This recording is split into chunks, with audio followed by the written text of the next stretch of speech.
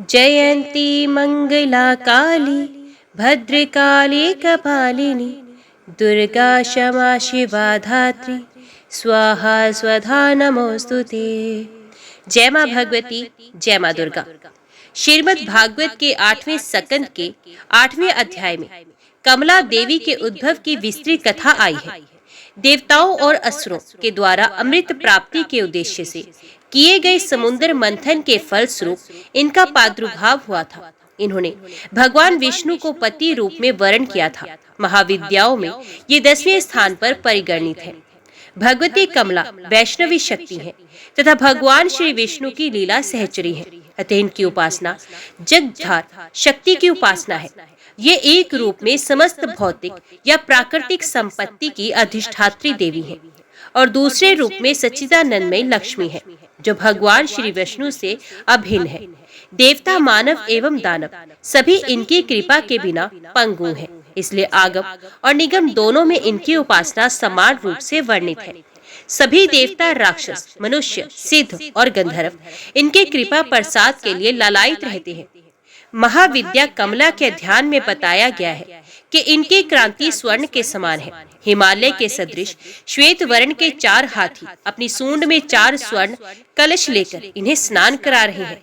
ये अपनी 2 भुजाओं में वर एवं अभय मुद्रा तथा 2 भुजाओं में 2 कमल पुष्प धारण किए रहती हैं। इनके सर पर सुंदर किरीट तथा तन पर रेशमी परिधान सुशोभित है। ये कमल के आसन पर सुंदर पर आसीन है। समृद्धि की प्रतीक महाविद्या कमला की उपासना स्थिर लक्ष्मी की प्राप्ति तथा नारी पुत्रादि के सौख्य के लिए भी की जाती है। कमला को लक्ष्मी तथा षोडशी भी कहा जाता है। भार्गवों के द्वारा पूजित होने के कारण इनका नाम भार्गवी है। इनकी कृपा से पृथ्वी पतित्व तथा पुरुषोत्तम दोनों की प्राप्ति होती है। भगवान आद्य शंकराचार्य द्वारा विरचित कनकधारा स्तोत्र और श्री सूक्त का पाठ, कमलगट्टे की माला पर श्रीमंत्र का जप, बेलपत्र तथा बेलफल के हवन से कमला की विशेष कृपा प्राप्त होती है। जय माँ भगवती, जय माँ दुर्गा। अभी हम श्रवण करते हैं आषाढ़ गुप्त नवरात्रि के 10वें दिन की कथा। नारद जी बोले, हे भगवान, अब मैं लक्ष्मी का उपाख्यान सुनना चाहता हूँ। हे वेद वेत्ताओं में श्रेष्ठ, सर्वप्रथम उन भगवती लक्ष्मी की पूजा किसने की, उनका स्वरूप क्या है तथा पूर्व काल में किसने उनके गुणों का कीर्तन किया, ये सब मुझे बताइए। श्री नारायण मुनि बोले, हे ब्राह्मण, प्राचीन समय में सृष्टि के आरंभ में रास मंडल के मध्य परमात्मा श्री कृष्ण के वाम भाग से भगवती राधा प्रकट हुई। वे भगवती लावण्य संपन्न तथा अत्यंत सुंदर थी। उनके चारों ओर वट वृक्ष सुशोभित थे। वे 12 वर्ष की सुंदरी की भांति दिख रही थी। सर्वदा स्थिर रहने वाले तारुण्य से संपन्न थी। श्वेत चंपा के पुष्प जैसी कांति वाली थी। उन मनोहारिणी देवी का दर्शन बड़ा ही सुखदायक था। उनका मुखमंडल शरद पूर्णिमा के करोड़ों चंद्रमाओं की प्रभा को तिरोहित कर रहा था और उनके नेत्र शरद ऋतु के मध्याह्न कालीन कमलों की शोभा को तिरस्कृत कर रहे थे। सर्वेश्वर श्री कृष्ण के साथ विराजमान रहने वाली वे देवी उनकी इच्छा से 2 रूपों में व्यक्त हो गई। ये दोनों ही देवियां अपने रूप, वर्ण, तेज, आयु, कांति, यश, वस्त्र, कृत्य, आभूषण, गुण, मुस्कान, अवलोकन, प्रेम तथा अनून्य विनय आदि में समान थी। उनके बाएं अंश से महालक्ष्मी आविर्भूत हुई तथा दाहिने अंश से राधिका स्वयं ही विद्यमान रही। पहले राधिका ने 2 भुजाओं वाले परात्पर श्री कृष्ण को पति रूप से वर्ण किया। तत्पश्चात महालक्ष्मी ने भी उन्हीं मनोहर श्री कृष्ण को पति बनाने की इच्छा प्रकट की। तब उन्हें गौरव प्रदान करने के विचार से वे श्री कृष्ण भी 2 रूपों में प्रकट हो गए। वे अपने दाहिने अंश से 2 भुजाधारी श्री कृष्ण बने रहे और बाएं अंश से 4 भुजाओं वाले श्री विष्णु हो गए। उसके बाद द्विभुज श्री कृष्ण ने चतुर्भुज विष्णु को महालक्ष्मी समर्पित कर दी, जो भगवती अपनी स्नेहमय दृष्टि से निरंतर विश्व की देखभाल करती रहती हैं। वे अत्यंत महत्वशालिनी होने के कारण महालक्ष्मी कही गई हैं। इस प्रकार 2 भुजाओं वाले श्री कृष्ण राधा के पति बने और चतुर्भुज श्री विष्णु महालक्ष्मी के पति हुए। शुद्ध सत्व स्वरूपिणी भगवती श्री राधा गोपों और गोपिकाओं से आवृत होकर अत्यंत शोभा पाने लगी और चतुर्भुज भगवान विष्णु लक्ष्मी के साथ वैकुंठ चले गए। परात्पर श्री कृष्ण और श्री विष्णु वे दोनों ही समस्त अंशों में समान हैं। भगवती महालक्ष्मी योग बल से नाना रूपों में विराजमान हुई। वे ही भगवती परिपूर्णतम परम शुद्ध स्वरूपा महालक्ष्मी नाम से प्रसिद्ध होकर संपूर्ण सौभाग्य से संपन्न होकर वैकुंठ लोक में निवास करने लगी। ये प्रेम के कारण समस्त नारियों में प्रधान हुई।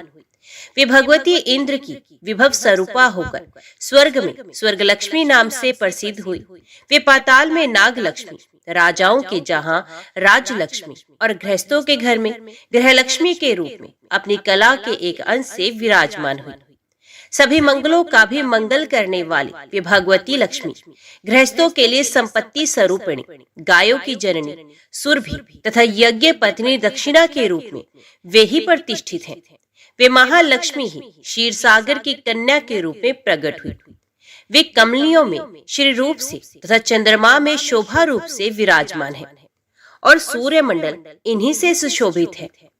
भूषण रत्न फल जल राजा रानी दिव्य स्त्री ग्रह सभी प्रकार के धान्य वस्त्र पवित्र स्थान देव प्रतिमा मंगल कलश माणिक्य मुक्ता माला श्रेष्ठ मणि होरा दुग्ध चंदन वृक्षों की सुरमे शाखा तथा नवीन मेघ, इन सभी वस्तुओं में परम मनोहर महालक्ष्मी का ही अंश विद्यमान है। हे मुने, सर्वप्रथम भगवान नारायण ने वैकुंठ में उन भगवती महालक्ष्मी की पूजा की थी। दूसरी बार ब्रह्मा ने तथा तीसरी बार शंकर ने भक्ति पूर्वक उनकी पूजा की थी। भगवान विष्णु ने भारतवर्ष में क्षीर सागर में उन महालक्ष्मी की पूजा की।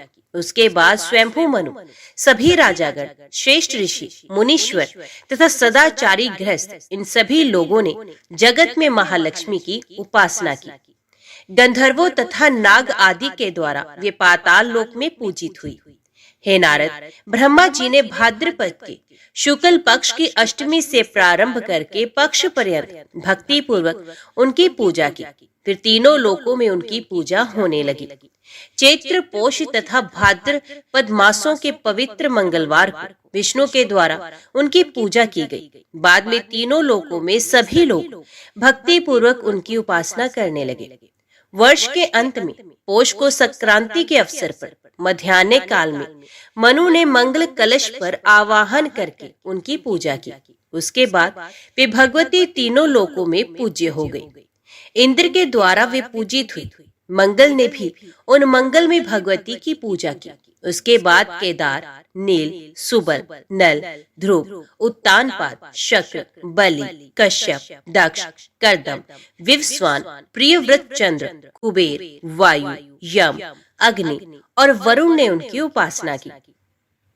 इस प्रकार समस्त ऐश्वर्यों की अधिष्ठात्री देवी तथा समग्र संपदाओं की विग्रह स्वरूपिणी वे भगवती महालक्ष्मी सर्वत्र सब लोगों द्वारा सदा पूजित तथा वंदित हुई।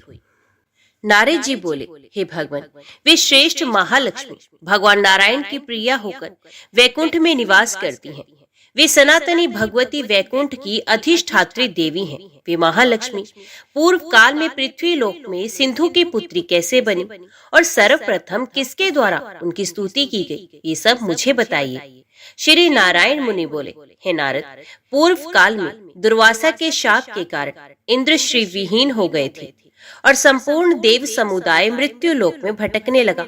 हे नारद, तब कुपित लक्ष्मी ने स्वर्ग का परित्याग करके अत्यंत दुखित हो वैकुंठ लोक पहुंचकर वहां महालक्ष्मी में अपने को विलीन कर लिया। उसमें शोक से संतप्त सभी देवता ब्रह्मा की सभा में गए और वहां से ब्रह्मा जी को आगे करके वैकुंठ लोक को गए।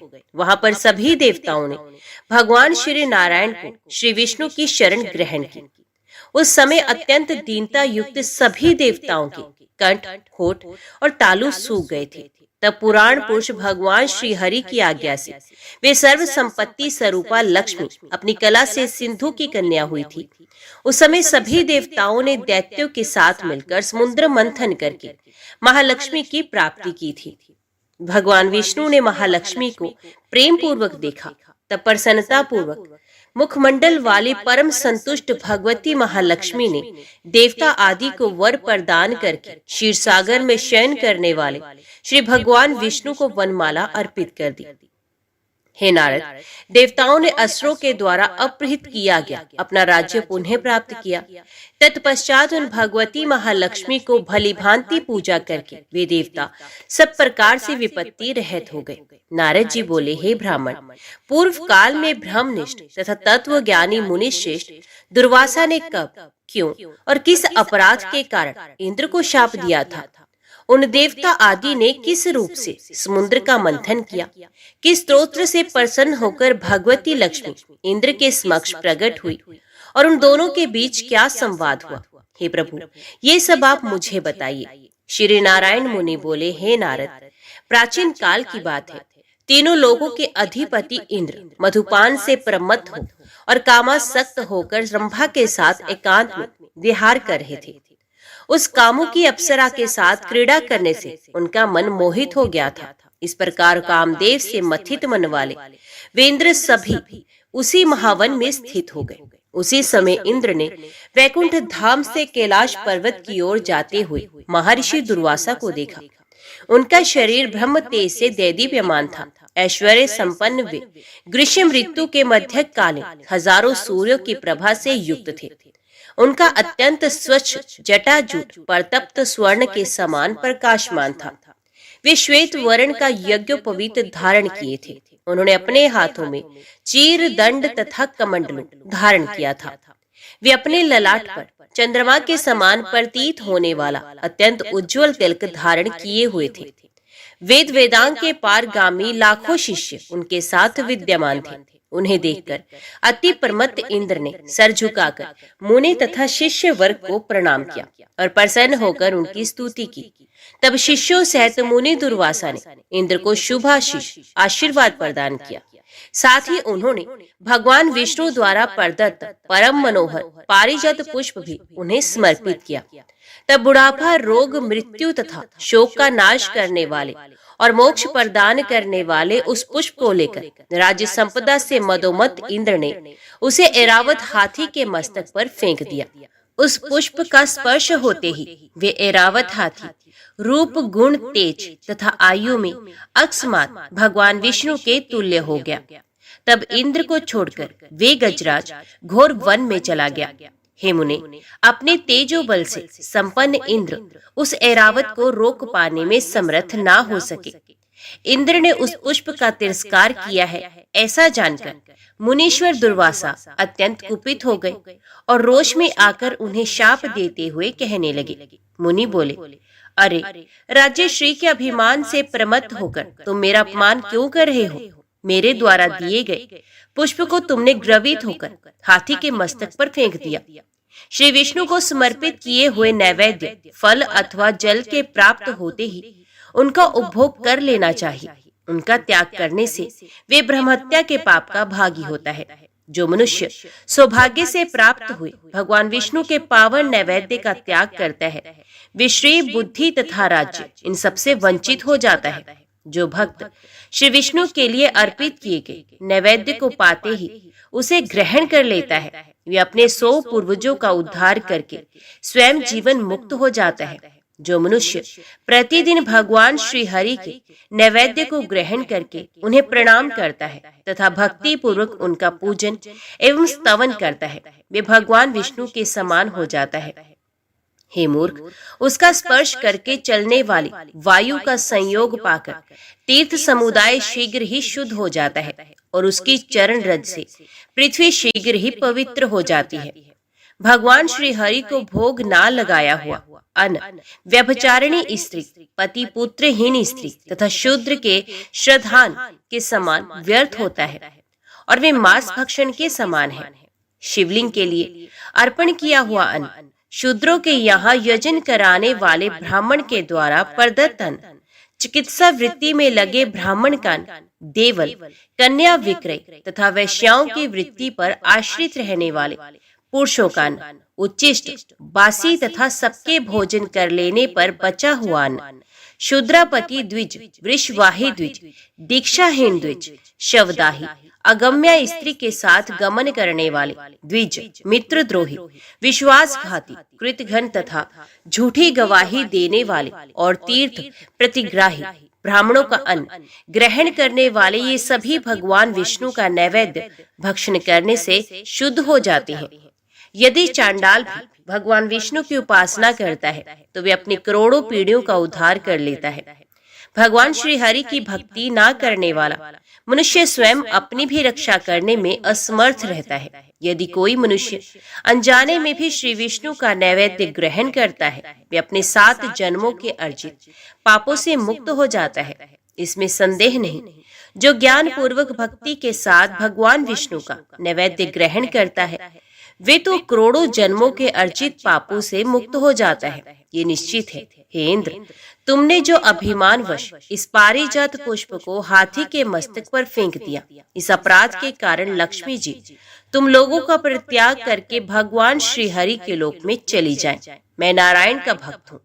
मैं देवता ब्रह्मा काल, मृत्यु तथा जरा से भी भयभीत नहीं होता, तो फिर अन्य किन लोगों की गिनती करूं? हे इंद्र, तुम्हारे पिता प्रजापति कश्यप और गुरु बृहस्पति मुझ निशंक का क्या कर लेंगे? ये पारिजात पुष्प जिसके सर पर रहता है, उसी की पूजा श्रेष्ठ मानी जाती है। ये सुनकर देवराज इंद्र मुनि दुर्वासा के चरण पकड़कर शोक संतप्त तथा भय से व्याकुल हो उच्च स्वर से रोने लगे और उनसे कहने लगे। महेंद्र बोले, हे प्रभु, आपने मुझे अत्यंत उचित शाप दिया, क्योंकि ये माया का नाश कर देने वाला है। मैं अपनी अपहृत संपत्ति की याचना नहीं कर रहा हूँ। आप मुझे कुछ ज्ञान उपदेश दीजिए, क्योंकि ये लौकिक ऐश्वर्य समस्त विपत्तियों का बीज स्वरूप है, ज्ञान का आस्वादन कर देने वाला है, मुक्ति मार्ग का कुठार है तथा भक्ति में व्यवधान उत्पन्न करने वाला है। मुनि बोले, यह ऐश्वर्य जन्म, मृत्यु, जरा, शोक और रोग से बीज का महान अंकुर है। संपत्ति के घोर अंधकार से अंधा बना हुआ मानव मुक्ति का मार्ग नहीं देख पाता है। हे इंद्र, जो मूर्ख संपत्ति से उन्मत्त है, उसको वास्तव में मदिरा पान से भी प्रमत्त समझना चाहिए। बंधु बांधव उसे बंधु समझकर सदा घेरे रहते हैं। संपत्ति के मद में उन्मत्त वे व्यक्ति विषयांत, विव्वल, महाकामी और राजसिक होकर सात्विक मार्ग का अवलोकन नहीं कर पाता है। विषयांत भी राजस तथा तामस भेद से 2 प्रकार का बताया गया है। शास्त्र ज्ञान से हीन व्यक्ति को तामस तथा शास्त्रज्ञ को राजस कहा गया है। हे सुरश्रेष्ठ, शास्त्र भी 2 प्रकार के मार्ग दिखलाता है। एक संस्कृति का हेतु है तो दूसरा निर्वृत्ति का कारण कहा गया है। पहले प्रवृत्ति बीज रूपी दुख में मार्ग पर सभी प्राणी स्वच्छंद तथा प्रसन्न होकर निर्विरोध भाव से निरंतर चलते रहते हैं। जैसे मधु के लोभ से भरा अत्यंत सुख मानकर कलेश के साथ पुष्पों पर आता है, वैसे ही मनुष्य परिणाम में विनाश के बीज स्वरूप तथा जन्म, मृत्यु, जरा के आश्रय स्वरूप इस प्रवृत्ति मार्ग पर अग्रसर होता है। प्रसन्नता पूर्वक अनेक जन्मों तक अपने किए क्रम के परिणाम स्वरूप नाना प्रकार की योनियों में भ्रमण करने के पश्चात भगवान की कृपा से ही सैकड़ों तथा हजारों प्राणियों में से कोई बिरला ही संसार सागर से पार करने वाले सत्संग को प्राप्त कर पाता है। जब कोई साधु तत्व ज्ञान रूपी दीपक से उसे मुक्ति मार्ग दिखा देता है, तब संसार बंधन को तोड़ने के लिए जीव प्रयत्न करने लगता है। अनेक जन्मों में किए गए तप तथा उपवास से जब मानव का पुण्य उदय होता है, तब वे निर्विघ्न तथा परम सुखप्रद मुक्ति मार्ग को प्राप्त कर पाता है। हे इंद्र, तुम जो बात पूछ रहे हो उसे मैंने गुरु के मुख से सुना है। हे ब्राह्मण, मुनि दुर्वासा का ये वचन सुनकर देवराज इंद्र राग रहित हो गए और उनके हृदय में दिनों दिन वैराग्य की भावना बढ़ने लगी। तत्पश्चात मुनि के स्थान से अपने भवन पहुंचकर इंद्र ने देखा कि अमरावती पूरी दैत्यों तथा असुरों से भरी हुई है। चारों ओर भय व्याप्त है, सर्वत्र विषमता तथा उपद्रव की स्थिति है। कहीं किसी के पुत्र, तथा बंधु बांधव नहीं थे, कहीं किसी के माता पिता और स्त्री आदि ने उसका साथ छोड़ दिया है। चारों ओर हलचल मची है तथा संपूर्ण नगरी शत्रु से पूर्णता आक्रांत है।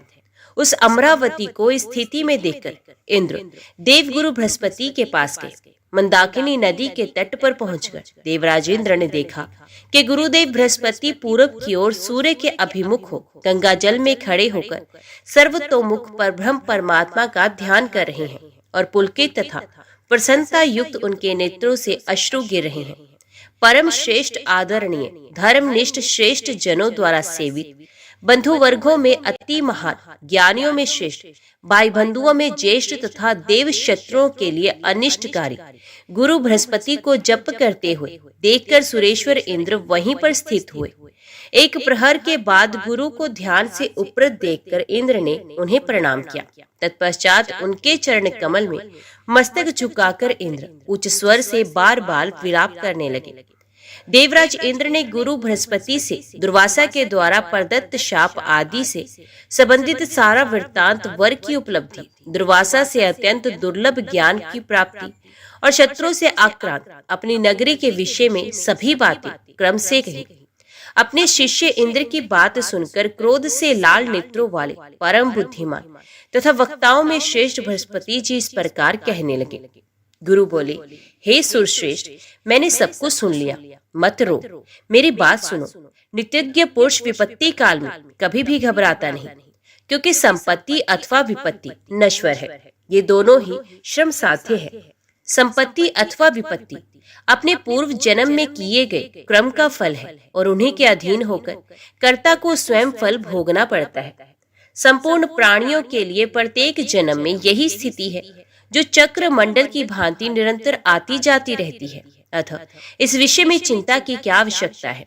ऐसा कहा गया है कि संपूर्ण भारत में अपने द्वारा किए गए कर्म का फल भोगना ही पड़ता है। शुभ अथवा अशुभ जो कुछ भी कर्म मनुष्य करता है, वे उसे भोगता ही है। सैकड़ों करोड़ों कल्प बीत जाने के बाद बिना भोगे हुए कर्मों का क्षय नहीं होता। अपने किए हुए शुभाशुभ कर्म का फल अवश्य भोगना पड़ता है। ऐसा परमात्मा श्री कृष्ण ने ब्रह्मा जी को संबोधित करके सामवेद की शाखा में कहा है। किए हुए संपूर्ण कर्मों का भोग शेष रह जाने पर उन प्राणियों का कर्म अनुसार भारतवर्ष में अथवा अन्यत्र जन्म होता है। प्राणी कर्म से ही ब्रह्मशाप, कर्म से ही शुभाशीष आशीर्वाद, कर्म से ही महालक्ष्मी और कर्म से ही दरिद्रता प्राप्त करता है। हे पुरंदर, करोड़ों जन्मों के संचित कर्म प्राणी के पीछे उसको छाया की भांति लगे रहते हैं और बिना भोगे उस प्राणी को नहीं छोड़ते। काल, देश और पात्र के भेद से कर्मों का न्यूनाधिक भाव हुआ ही करता है। साधारण समय में दान में दी गई वस्तुओं का साधारण फल होता है। यदि किसी विशेष पुण्य दिन में कोई वस्तु दान में दी जाती है, तो उसका फल साधारण दिन की अपेक्षा करोड़ों गुना, उससे भी अधिक या असंख्य गुना प्राप्त होता है। उसी प्रकार हे इंद्रदेव, साधारण स्थान में दान में दी गई वस्तु का साधारण पुण्य होता है, किंतु देश भेद के अनुसार किसी विशेष स्थान में दान का फल करोड़ गुना या उससे भी अधिक असंख्य गुना होता है।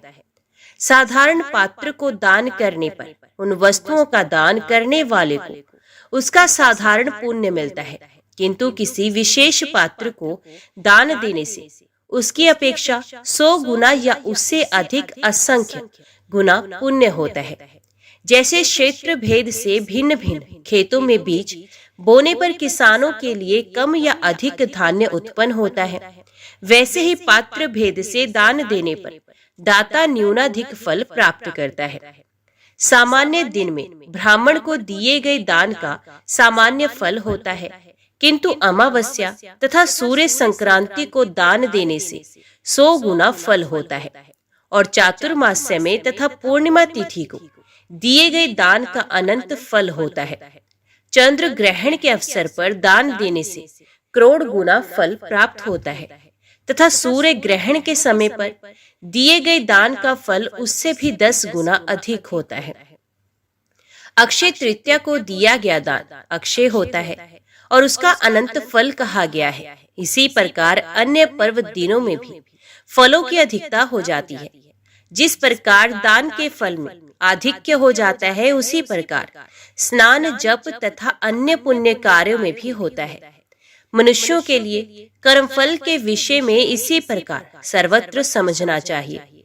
जिस प्रकार पृथ्वी लोक में कुंभकार दंड, चक्र, श्राव और भ्रमण के द्वारा मिट्टी से कुंभ का निर्माण करता है, उसी प्रकार विधाता कर्मसूत्र से प्राणियों को फल प्रदान करता है। अतः हे देवराज, जिनकी आज्ञा से इस जगत की सृष्टि हुई है, उन भगवान नारायण की आप आराधना कीजिए। ये भगवान नारायण त्रिलोकी में विधाता के भी विधाता, पालन करने वालों के भी पालक, सृष्टि करने वाले के भी सृष्टा, संहार करने वालों के संहारक और कालों के भी काल है। जो मनुष्य इस संसार में घोर विपत्ति के समय में भगवान मधुसूदन का स्मरण करता है, उसके लिए उस विपत्ति में भी संपत्ति उत्पन्न हो जाती है। ऐसा भगवान शंकर ने कहा है। हे नारद, ऐसा कहकर तत्व ज्ञानी बृहस्पति ने देवराज इंद्र को हृदय से लगाकर और शुभाशीष आशीर्वाद देकर उन्हें अभीष्ट बात समझा दी। श्री नारायण मुनि बोले, हे ब्राह्मण, भगवान श्री हरि का ध्यान करके देवराज इंद्र बृहस्पति को आगे करके संपूर्ण देवताओं के साथ ब्रह्मा जी की सभा में गए। इंद्र समेत सभी देवताओं ने गुरु बृहस्पति के साथ शीघ्र ही ब्रह्मलोक जाकर पद्म योनि ब्रह्मा जी का दर्शन करके उन्हें प्रणाम किया। तत्पश्चात देव गुरु बृहस्पति ने ब्रह्मा जी से सारा वृतांत कहा। उसे सुनकर ब्रह्मा जी हंस करके देवराज इंद्र से कहने लगे। ब्रह्मा जी बोले, हे वत्स, तुम मेरे वंश में उत्पन्न हुए हो और मेरे बुद्धिमान प्रपौत्र हो। इसके अतिरिक्त बृहस्पति के शिष्य हो और स्वयं देवताओं के स्वामी हो। परम प्रतापी तथा विष्णु भक्त दक्ष प्रजापति तुम्हारे नाना है, जिसके तीनों कुल पवित्र हों। वे पुरुष अहंकारी कैसे हो सकता है? जिसकी माता पतिव्रता, पिता शुद्ध स्वरूप और नाना तथा मामा जितेंद्रिय हों, वे अहंकार युक्त कैसे हो सकता है? पिता के दोष, नाना के दोष और गुरु के दोष, इन्हीं तीन दोषों से ही मनुष्य भगवान श्री हरि का द्रोही होता है। सभी की अंतरात्मा भगवान श्री हरि सभी प्राणियों के शरीर में विराजमान रहते हैं। वे भगवान जिसके शरीर से निकल जाते हैं, वे प्राणी उसी क्षण शव हो जाता है। मैं प्राणियों के शरीर में इंद्रियों का स्वामी मन बनकर रहता हूँ। शंकर ज्ञान का रूप धारण करके रहते हैं और विष्णु की प्राण स्वरूपा भगवती श्री राधा मूल प्रकृति के रूप में और साध्वी भगवती दुर्गा बुद्धि रूप में विराजमान है। निद्रा आदि सभी शक्तियाँ भगवती प्रकृति की कलाएं हैं। आत्मा का प्रतिबिंब भोग शरीर धारण करके जीव रूप में प्रतिष्ठित है। शरीर के स्वरूप आत्मा के देह से निकल जाने पर ये सब उसी के साथ तुरंत उसी प्रकार चले जाते हैं, जैसे मार्ग में चलते हुए राजा के पीछे पीछे उसके अनुचर आदि चलते हैं। मैं शिव, शेषनाग, विष्णु, धर्म, महाविराट तथा तुम सब लोग जिनके अंश तथा भक्त हो, उन्हीं भगवान श्री कृष्ण के पवित्र पुष्प का तुमने अपमान कर दिया है। शंकर जी ने जिस पुष्प से भगवान श्री हरि के चरण कमल की पूजा की थी, वही पुष्प मुनि दुर्वासा के द्वारा तुम्हें प्रदान किया गया था, किंतु तुमने दैववश उसका तिरस्कार कर दिया है। भगवान श्री कृष्ण के चरण कमल से च्युत वे पुष्प जिसके मस्तक पर स्थान पाता है, उसकी पूजा सभी देवताओं में सबसे पहले होती है। तुम तो देव के द्वारा ठग लिए गए हो। प्रारब्ध सबसे अधिक बलशाली होता है। भाग्यहीन तथा मूर्ख व्यक्ति की रक्षा करने में कौन समर्थ है? भगवान श्री कृष्ण को अर्पित किए जाने वाले पुष्प का तुम्हारे द्वारा त्याग किए जाने के कारण ये भगवती श्री देवी कोप करके इस समय तुम्हारे पास से चली गई है। अतः तुम इसी समय मेरे तथा गुरु बृहस्पति के साथ वैकुंठ चलो।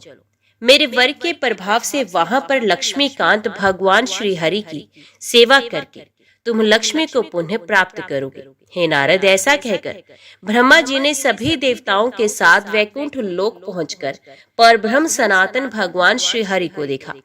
वे तेज स्वरूप प्रभु अपने ही तेज से देदीप्यमान हो रहे थे। वे ग्रीष्म ऋतु के मध्याह्न कालीन 100 करोड़ सूर्यों की प्रभा से युक्त प्रभु थे। आदि अंत मध्य से रह अनंत रूप लक्ष्मीकांत भगवान श्री हरि शांत भाव से विराजमान थे। वे 4 भुजाओं वाले पार्षदों तथा भगवती सरस्वती के साथ सुशोभित हो रहे थे और चारों वेदों सहित देवी गंगा भक्तिभाव से युक्त होकर उनके पास विराजमान थी। उन प्रभु को देखकर ब्रह्मा के अनुगामी सभी देवताओं ने सर झुकाकर उन्हें प्रणाम किया। भक्ति तथा विनय से युक्त होकर देवताओं ने नेत्रों में आंसू भरकर उन परमेश्वर की स्तुति की। तत्पश्चात स्वयं ब्रह्मा जी ने हाथ जोड़कर भगवान श्री हरि से सारा वृतांत कहा। अपने अधिकार से वंचित सभी देवता उस समय रो रहे थे। उन भगवान श्री हरि ने देखा कि सभी देवगण विपत्ति से ग्रस्त, भय से व्याकुल, रतन तथा आभूषण से विहीन, वाहन आदि से रहित, शोभा शून्य, श्रीहीन, निस्तेज तथा अत्यंत भयग्रस्त हैं। उन्हें इस प्रकार कष्ट से व्याकुल देखकर संसार का भय दूर करने वाले प्रभु कहने लगे, हे ब्राह्मण, हे देवगण, आप लोग मत डरिए। मेरे रहते आप लोगों को किस बात का भय है? मैं आप लोगों को परम ऐश्वर्य की वृद्धि करने वाली स्थिर लक्ष्मी प्रदान करूंगा, किंतु मेरी कुछ समयोचित बात सुनिए, जो हितकर, सत्य, सारभूत तथा परिणाम में सुखकारी है। जैसे अनंत ब्रह्मांडों में रहने वाले सभी प्राणी निरंतर मेरे अधीन रहते हैं, वैसे ही मैं भी अपने भक्तों के अधीन रहता हूँ, स्वतंत्र नहीं हूँ। मेरे प्रति समर्पित मेरा निरंकुश भक्त जिसके ऊपर रुष्ट होता है, उसके घर मैं लक्ष्मी के साथ कभी नहीं ठहरता, ये निश्चित है। भगवान शंकर की अंश से उत्पन्न ऋषि दुर्वासा महान वैष्णव हैं तथा मेरे प्रति अनन्य भक्ति रखते हैं। उन्होंने तुम्हें शाप दे दिया है। मैं आप लोगों के घर से लक्ष्मी सहज चला आया हूँ। जहाँ शंख ध्वनि नहीं होती, तुलसी नहीं रहती, शिवजी की पूजा नहीं होती तथा ब्राह्मणों को भोजन नहीं कराया जाता, वहाँ लक्ष्मी नहीं रहती। हे ब्राह्मण, हे देवतागण, जहाँ मेरी तथा मेरे भक्तों की निंदा होती है, वहाँ से महालक्ष्मी अत्यंत रुष्ट होकर चली जाती हैं और उसका पराभव हो जाता है। जो मूर्ख मनुष्य मेरी भक्ति से रहित है तथा एकादशी और मेरे जन्म के दिन जन्माष्टमी आदि को भोजन करता है, उसके भी घर से लक्ष्मी चली जाती हैं। जो व्यक्ति मेरे नाम का तथा अपनी कन्या का विक्रय करता है और जिसके यहाँ अतिथि भोजन नहीं करता, उसके घर से मेरी प्रिय लक्ष्मी चली जाती हैं। जो ब्राह्मण वैश्य का पुत्र है अथवा उसका पति है, वे महापापी है। जो विप्र ऐसे पापी के घर जाता है तथा शूद्र का श्राद्ध अन्न खाता है, उसके घर से कमलासना महालक्ष्मी अत्यंत रुष्ट होकर चली जाती हैं। हे देवगण, जो द्विजाधम शूद्रों का शव जलाता है, वे भाग्यहीन होता है। उसे रुष्ट होकर कमल वासिनी लक्ष्मी उसके घर से चली जाती हैं। जो ब्राह्मण शूद्रों के यहाँ भोजन पकाने का काम करता है तथा जो बैल हाँकता है, उसका जल पीने से लक्ष्मी हरती है तथा उसके घर से चली जाती हैं। जो ब्राह्मण अशुद्ध हृदय वाला, क्रूर, हिंसक, दूसरों की निंदा करने वाला तथा शूद्रों का यज्ञ कराने वाला होता है, उसके घर से भगवती लक्ष्मी चली जाती हैं। जो ब्राह्मण पति पुत्रहीन स्त्री का अन्न खाता है, उसके घर से भी जगत जननी लक्ष्मी चली जाती हैं। जो नखों से निश्चय प्रयोजन तृण तोड़ता है अथवा नखों से भूमि को कुदेरता है और जिसके यहाँ से ब्राह्मण निराश होकर जाता है, उसके घर से मेरी प्रिय लक्ष्मी चली जाती हैं। जो ब्राह्मण सूर्य उदय के समय भोजन करता है, दिन में शयन करता है तथा दिन में मैथुन करता है, उसके यहाँ से मेरी प्रिय लक्ष्मी चली जाती हैं। जो ब्राह्मण आचारहीन, शूद्रों से दान ग्रहण करने वाला, दीक्षा से विहीन तथा मूर्ख है, उसके भी घर से मेरी प्रिय लक्ष्मी चली जाती हैं। जो अल्प यज्ञ, भीगे पैर अथवा नग्न होकर सोता है तथा वाचाल की भांति निरंतर बोलता रहता है, उसके घर से वे साध्वी लक्ष्मी चली जाती हैं। जो व्यक्ति अपने सर पर तेल लगाकर उसी हाथ से दूसरे के अंग का स्पर्श करता है और अपने किसी अंग को बाजे की तरह बजाता है, उससे रुष्ट होकर वे लक्ष्मी उसके घर से चली जाती हैं। जो ब्राह्मण व्रत उपवास नहीं करता, संध्या वंदन नहीं करता, सदा अपवित्र रहता है तथा भगवान विष्णु की भक्ति से रहित है, उसके यहाँ से मेरी प्रिय लक्ष्मी चली जाती हैं। जो व्यक्ति ब्राह्मण की निंदा करता है और उसे सदा द्वेष भाव रखता है, जीवों की हिंसा करता है तथा प्राणियों के प्रति दया भाव नहीं रखता, सबकी जननी लक्ष्मी उस व्यक्ति से दूर चली जाती है। जिस जगह भगवान विष्णु की पूजा होती है तथा उनका गुणगान होता है, वहाँ संपूर्ण मंगलों को भी मंगल प्रदान करने वाली वे भगवती लक्ष्मी निवास करती हैं। हे पितामह, जहाँ भगवान श्री कृष्ण तथा उनके भक्तों का यशोगान किया जाता है, वहां उन श्री कृष्ण की प्रिया भगवती लक्ष्मी निरंतर निवास करती हैं। जहां शंख ध्वनि होती है और शंख शालिग्राम शिला तथा तुलसी दल रहते हैं एवं उनकी सेवा कंदना तथा ध्यान किया जाता है, वहां वे लक्ष्मी सर्वदा निवास करती हैं। जहाँ शिवलिंग की पूजा तथा उनके गुणों का शुभ कीर्तन और भगवती दुर्गा का पूजन तथा उनका गुणगान किया जाता है, वहाँ पद्म निवासिनी देवी लक्ष्मी वास करती हैं। जहाँ ब्राह्मणों की सेवा होती है, उन्हें उत्तम भोजन कराया जाता है और सभी देवताओं की पूजा होती है, वहाँ कमल के समान मुख वाली साध्वी लक्ष्मी विराजमान रहती हैं। हे नारद, समस्त देवताओं से ऐसा कहकर लक्ष्मीकांत भगवान श्री हरि ने लक्ष्मी जी से कहा, क्षीर सागर के यहाँ तुम अपनी एक कला से जन्म ग्रहण करो। लक्ष्मी जी से ऐसा कहकर जगत प्रभु श्री हरि ने ब्रह्मा जी से पुण्य कहा, हे कमलोद्धव, आप समुद्र मंथन करके उससे प्रकट होने वाली लक्ष्मी देवताओं को सौंप दीजिए। हे मुने, ऐसा कहकर लक्ष्मीपति भगवान श्री हरि अंतपुर में चले गए और देवताओं ने भी कुछ काल के अनंतर क्षीर सागर की ओर प्रस्थान किया। समस्त देवताओं तथा राक्षसों ने मंदराचल पर्वत को मथानी, कश्यप को आधार और शेषनाग को मथानी की रस्सी बनाकर समुद्र मंथन किया। उसके परिणाम स्वरूप उन्हें धन्वंतरी अमृत इच्छित उच्चे श्रवा नामक अश्व, अनेक विध रतन, हाथियों में रतन स्वरूप ऐरावत, लक्ष्मी, सुदर्शन चक्र और वनमाला आदि प्राप्त हुए। हे मुने, तब विष्णु प्रायणा साध्वी लक्ष्मी ने वे वनमाला क्षीरसागर में शयन करने वाले मनोहर सर्वेश्वर श्री विष्णु को अर्पित कर दी। तत्पश्चात ब्रह्मा, शिव तथा देवताओं के द्वारा पूजा तथा स्तुति किए जाने पर भगवती लक्ष्मी ने देवताओं के भवन पर अपनी कृपा दृष्टि डाली। फलस्वरूप वे देवगण मुनि दुर्वासा के शाप से मुक्त हो गए। हे नारद, इस प्रकार महालक्ष्मी के अनुग्रह तथा वरदान से उन देवताओं ने दैत्यों के द्वारा अधिकृत किए गए तथा भयंकर बना दिए गए अपने राज्य को पुनः प्राप्त किया। इस प्रकार मैंने लक्ष्मी का अत्यंत उत्तम सुखप्रद तथा सारभूत संपूर्ण उपाख्यान आपसे कह दिया। अब आप और पुनः क्या सुनना चाहते हैं? नारद जी बोले, हे प्रभु, मैंने भगवान श्री हरि का कल्याणप्रद गुणवाद, उनका उत्तम ज्ञान तथा भगवती लक्ष्मी का अभिष्ट उपाख्यान सुना। अब उन देवी के ध्यान तथा स्तोत्र के विषय में बताइए। श्री नारायण मुनि बोले, हे नारद, प्राचीन काल की बात है। इंद्र ने क्षीर समुद्र के तट पर तीर्थ स्थान करके 2 स्वच्छ वस्त्र धारण करने के बाद कलश की स्थापना करके श्री गणेश, सूर्य, अग्नि, विष्णु, शिव तथा पार्वती, इन 6 देवताओं की विधिवत पूजा की। गंध पुष्प आदि से भक्ति पूर्वक इन देवों की पूजा करके देवेश्वर इंद्र ने ब्रह्मा जी तथा अपने पुरोहित गुरु बृहस्पति के द्वारा निर्दिष्ट विधान के अनुसार परम ऐश्वर्यमय भगवती महालक्ष्मी का आवाहन करके उनकी पूजा की। हे मुने, उस समय उस पावन स्थल पर अनेक मुनि, ब्राह्मण समुदाय, गुरु बृहस्पति, श्री हरि, देवगण तथा ज्ञानानंद भगवान शिव आदि विराजमान थे।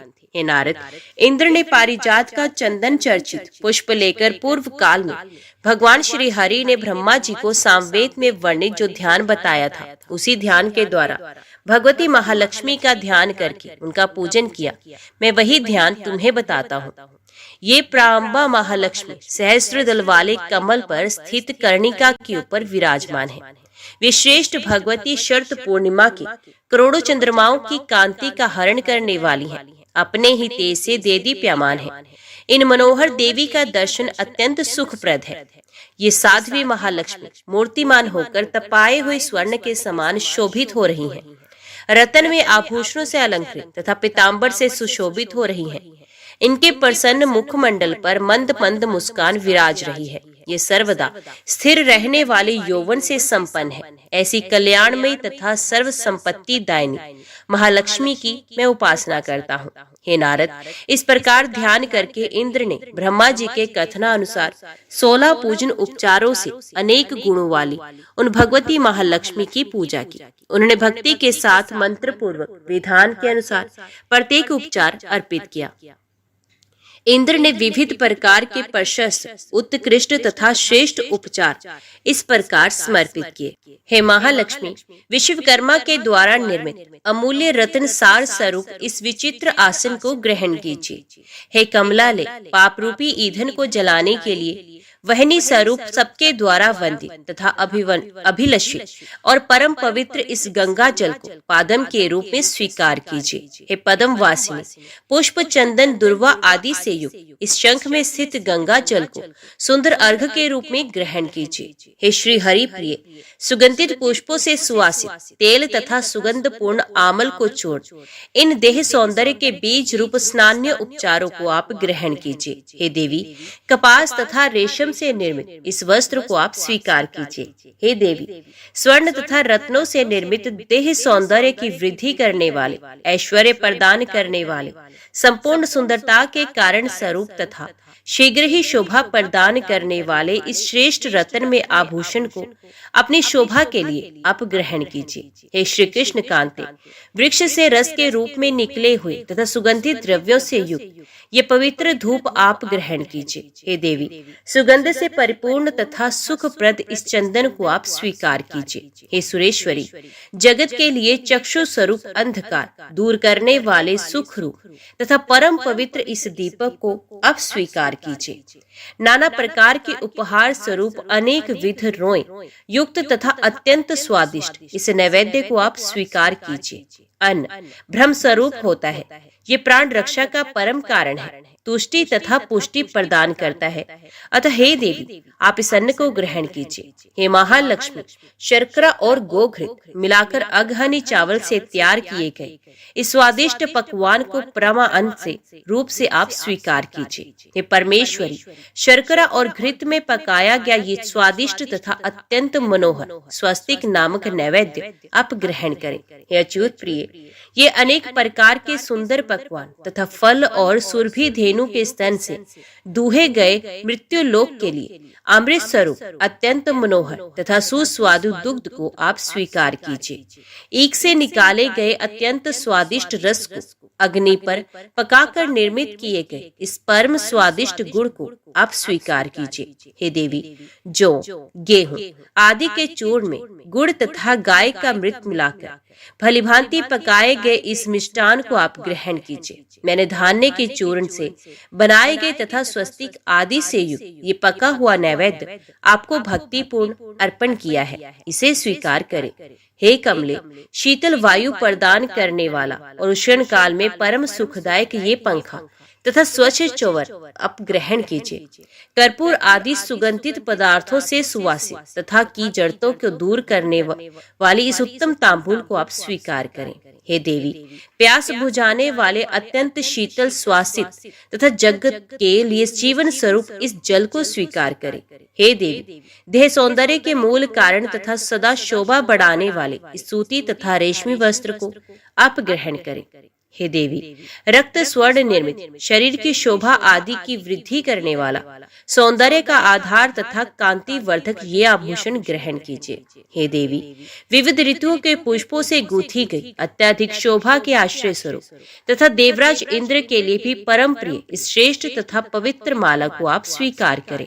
हे देवी, सुगंधित द्रव्यों से संपन्न सभी मंगलों का भी मंगल करने वाले, शुद्धि प्रदान करने वाले तथा शुद्ध स्वरूप इस दिव्य चंदन को आप ग्रहण कीजिए। हे कृष्ण कांति, ये पवित्र तीर्थ जल स्वयं शुद्ध है तथा दूसरों को भी सदा शुद्धि प्रदान करता है तथा इस दिव्य जल को आप आचमन के रूप में ग्रहण कीजिए। हे देवी, अमूल्य रत्नों से निर्मित पुष्प तथा चंदन से चर्चित और वस्त्र आभूषण तथा श्रृंगार सामग्री से संपन्न इस दिव्य शैया को आप स्वीकार करें। हे देवी, इस पृथ्वी पर जो भी अपूर्व तथा दुर्लभ द्रव्य शरीर की शोभा वृद्धि के योग्य है, उन समस्त द्रव्यों को आप अर्पण कर रहा हूँ, आप ग्रहण कीजिए। हे मुने, मूल मंत्र पढ़ते हुए ये उपचार भगवती को समर्पित करके देवराज इंद्र ने विधान के अनुसार भक्ति पूर्वक उनके मूल मंत्र का 10 लाख जप किया। उस 10 लाख जप से इंद्र को मंत्र की सिद्धि हो गई। सभी के लिए कल्प वृक्ष के समान ये मूल मंत्र उन्हें ब्रह्मा जी के द्वारा प्रदान किया गया था। पूर्व में लक्ष्मी बीज श्री है, माया बीज ह्रीम, काम बीज क्लीन और वाणी बीज एम का प्रयोग करके कमल वासनी इस शब्द के अंत में डे चतुर्थी विभक्ति लगाकर पुनः स्वाहा शब्द जोड़ देने पर ओम श्रीम ह्रीम क्लीम एम कमल वासिनी स्वाहा, यही मंत्र वैदिक मंत्र राज के रूप में प्रसिद्ध है। कुबेर ने इस मंत्र के द्वारा परम ऐश्वर्य प्राप्त किया था और दक्ष सावरणी नामक मनु ने राजराजेश्वर का पद प्राप्त किया था। मंगल इसी मंत्र के प्रभाव से 7 द्वीपों के राजा हुए थे।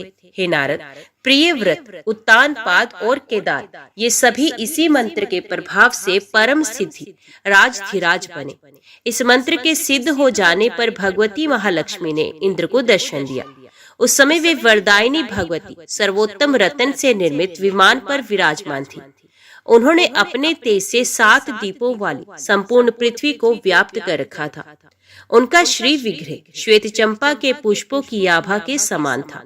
वे रत्न में आभूषणों से सुशोभित थी। उनका मुखमंडल मंद मंद मुस्कान तथा प्रसन्नता से युक्त और विभक्तों पर कृपा करने के लिए परम आतुर थी। उन्होंने रत्नमयी माला धारण कर रखी थी और वे करोड़ों चंद्रमाओं के समान कांति से युक्त थी। उन शांत स्वभाव वाली जगत जननी भगवती महालक्ष्मी को देखकर इंद्र के सभी अंग पुलकित हो उठे और वे दोनों हाथ जोड़कर अश्रुपूरित नेत्रों से ब्रह्मा जी से प्राप्त तथा संपूर्ण अभिष्ट प्रदान करने वाले इस वैदिक स्तोत्र राज के द्वारा उन महालक्ष्मी की स्तुति करने लगी। पुरंदर बोले, भगवती कमल वासिनी को नमस्कार है, देवी नारायणी को नमस्कार है, कृष्ण प्रिया महालक्ष्मी को निरंतर बार बार नमस्कार है। कमल पत्र के समान नेत्र वाले और कमल के समान मुख वाले को बारंबार नमस्कार है। पद्मासना, पद्मनी और वैष्णवी को बार बार नमस्कार। सर्व संपत्ति स्वरूपा तथा सबकी आराध्या देवी को नमस्कार है। भगवान श्री हरि की भक्ति प्रदान करने वाली तथा हर्षदायिनी भगवती लक्ष्मी को बार बार नमस्कार। हे रतन पद्मे, हे शोभने, श्री कृष्ण के वक्ष स्थल पर सुशोभित होने वाली तथा चंद्रमा की शोभा धारण करने वाली आप कृष्णेश्वरी को बारंबार नमस्कार। संपत्ति की अधिष्ठात्री देवी को नमस्कार। महादेवी को नमस्कार। बुद्धि स्वरूपिणी भगवत महालक्ष्मी को नमस्कार। वृद्धि प्रदान करने वाली महालक्ष्मी को नमस्कार। हे भगवती, आप वैकुंठ में महालक्ष्मी, क्षीर सागर में लक्ष्मी, इंद्र के भवन में स्वर्ग लक्ष्मी, राजाओं के भवन में राज्य लक्ष्मी, गृहस्थों के घर में ग्रह लक्ष्मी और ग्रह देवता सागर के यहाँ सुरभि तथा यज्ञ के पास दक्षिणा के रूप में विराजमान रहती हैं। आप अदिति, देव माता, कमला तथा कमलालया नाम से प्रसिद्ध हैं और हवि प्रदान करते समय स्वाहा तथा कव्य प्रदान करते समय स्वधा नाम से कही गई हैं। संपूर्ण जगत को धारण करने वाली विष्णु स्वरूपिणी पृथ्वी आप ही हैं। अब भगवान नारायण की आराधना में सदा तत्पर रहने वाली तथा विशुद्ध सत्व संपन्न है। आप क्रोध तथा हिंसा से रहित, वर प्रदान करने वाली, बुद्धि प्रदान करने वाली, मंगलमय, श्रेष्ठ, परमार्थ तथा भगवान का दास्य प्रदान करने वाली हैं। आपके बिना संपूर्ण जगत भस्मीभूत तथा सारहीन है। आपके बिना ये समग्र विश्व सर्वथा जीते जी मरे हुए के समान है। अब समस्त प्राणियों की श्रेष्ठ माता, सबकी बंधव स्वरूपिणी और धर्म, अर्थ, काम तथा मोक्ष, पुरुषार्थ, चतुष्टय की मूल कारण है। जिस प्रकार माता शैशवावस्था में स्तनपायी शिशुओं की सदा रक्षा करती हैं, उसी प्रकार आप सभी प्राणियों की माता के रूप में सब प्रकार से उनकी रक्षा करती हैं। स्तनपायी शिशु माता के ना रहने पर भी दैव योग से जी भी सकता है, किंतु आपसे रहित होकर कोई भी प्राणी जीवित नहीं रह सकता, ये निश्चित है। हे अंबिके, आप अत्यंत प्रसन्नता पूर्ण स्वरूप वाली अथ मुझ पर प्रसन्न हो। हे सनातनी, शत्रुओं के द्वारा अधिकृत किया गया मेरा राज्य मुझे पुनः प्राप्त कराइए। हे हरि प्रिय, मैं जब तक आपके दर्शन से वंचित था तभी तक बंधुहीन, भिक्षुक और संपूर्ण संपदाओं से विहीन था। अब आप मुझे ज्ञान, धर्म, पूर्ण सौभाग्य, संपूर्ण अभिष्ट, प्रभाव, प्रताप, संपूर्ण अधिकार, परम ऐश्वर्य, पराक्रम तथा युद्ध में विजय प्रदान कीजिए। हे नारद, ऐसा कहकर सभी देवताओं के साथ इंद्र ने अश्रुपूरित नेत्रों से तथा मस्तक झुकाकर भगवती को बार बार प्रणाम किया। ब्रह्मा, शंकर, शेष नाग, धर्म तथा केशव, इन सभी ने देवताओं के कल्याण हेतु भगवती से बार बार प्रार्थना की। तब देव सभा में परम प्रसन्न होकर भगवती महालक्ष्मी ने देवताओं को वर प्रदान करके भगवान श्री कृष्ण को मनोहर पुष्पमाला समर्पित कर दी। हे नारद, तदंतर सभी देवता प्रसन्न होकर अपने अपने स्थान को चले गए और प्रसन्नचित महालक्ष्मी भी श्री सागर में शयन करने वाले भगवान श्री हरि के लोक को चले गए। हे नारद, देवताओं को आशीर्वाद देकर ब्रह्मा और शिव भी प्रसन्नता पूर्वक अपने अपने लोक को चले गए। हे नारद, जो मनुष्य तीनों संध्या काल में इस परम पवित्र स्तोत्र का पाठ करता है वे कुबेर के समान महान राजराजेश्वर हो जाता है। 5 लाख जप करने पर मनुष्यों के लिए स्तोत्र सिद्ध हो जाता है। यदि कोई मनुष्य 1 मास तक निरंतर इस सिद्ध स्तोत्र का पाठ करे तो वे परम सुखी तथा राजेंद्र हो जाएगा, इसमें कोई संदेह नहीं। जय मां भगवती, जय मां दुर्गा। आज की वीडियो में इतना ही। उम्मीद करती हूँ वीडियो आपको पसंद आई होगी। वीडियो पसंद आई हो तो वीडियो को लाइक और चैनल को सब्सक्राइब जरूर कीजिएगा। जय माता दी लिखकर कमेंट बॉक्स में अपनी हाजिरी और अपने सुझाव देना ना भूलेगा। तो मिलते हैं अगली कथा अगले अध्याय के साथ। तब तक के लिए देखते व सुनते रहिए। जय मां कंजर, जय माता दी।